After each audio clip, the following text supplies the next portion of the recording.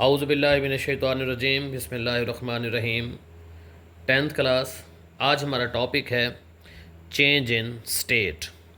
यानी कि इस टॉपिक में हम ये पढ़ने जा रहे हैं कि मैटर अपनी स्टेट को, यानी कि सॉलिड लिक्विड में, लिक्विड सॉलिड में, लिक्विड गैस में अपनी स्टेट्स को तब्दील कर सकते हैं। Matter can change it's state, solids, liquid और गैस, बाय एब्जॉर्बिंग और लूजिंग एनर्जी। मैटर अपनी स्टेट को हीट एब्जॉर्ब करके या हीट को रिलीज करके तब्दील कर सकता है। मैटर अपनी हालत को हरारत जज्ब करके या हरारत को खारिज करके तब्दील कर सकता है। When they absorb energy, kinetic energy of atoms and molecules increases, and when they lose energy, kinetic energy of atoms and molecules decreases. This leads to changes in distance between particles and hence state changes. जब atoms और molecules हरारत जज्ब करते हैं तो उनकी हरकत तेज़ हो जाती है और हरारत कम होने पर उनकी हरकत सुस्त हो जाती है। इसके नतीजे में एटम्स या मॉलिक्यूल्स के दरमियान जो डिस्टेंस होता है वो तब्दील हो जाता है, जिसकी वजह से उनकी स्टेट चेंज हो जाती है। Change in state of a substance हम हेडिंग देंगे और पहले नंबर पर है मेल्टिंग, यानी कि हमने सॉलिड को चेंज करना है लिक्विड में। When a substance absorb energy, it's atoms and molecules moves rapidly, need more space, and a solid may turn into a liquid। यानी कि जब एटम्स और मॉलिक्यूल्स, किसी भी सब्सटेंस के एटम्स और मॉलिक्यूल्स एनर्जी को एब्जॉर्ब करते हैं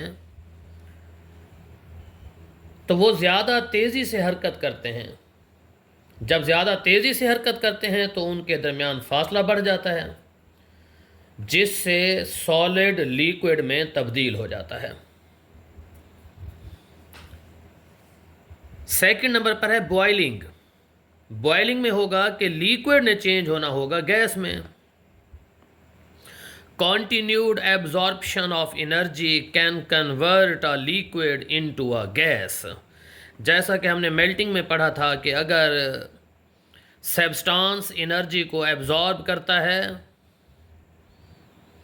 तो सॉलिड लिक्विड में चेंज हो जाता है।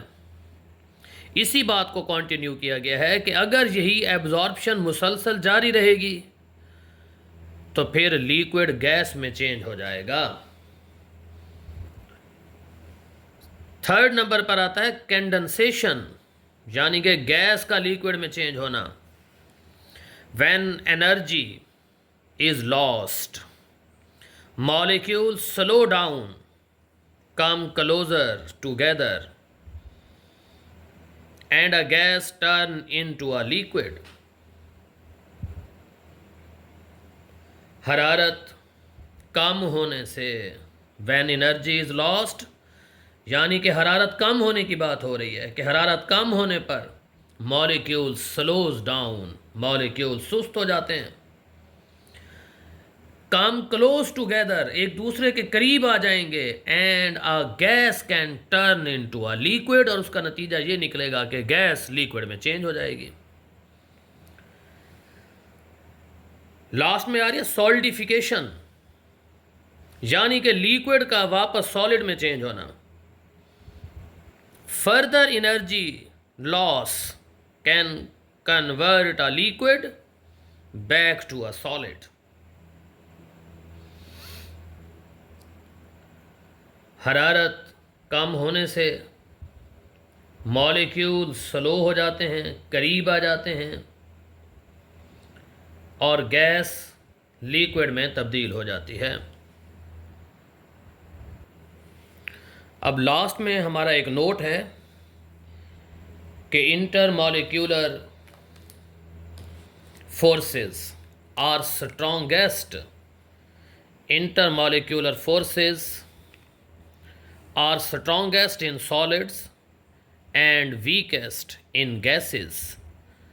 This explains why gases expand more with temperature than solids, which expands very little. Note है कि सॉलिड्स में मॉलिक्यूल्स के दरमियान फासला सबसे कम और फोर्स ज़्यादा होती है, जबकि गैस में मॉलिक्यूल्स दूर और फोर्स कम हो जाती है। इसी वजह से गैस ज़्यादा एक्सपैंड होती है, ज़्यादा फैलती है, और सॉलिड्स कम एक्सपैंड होते हैं।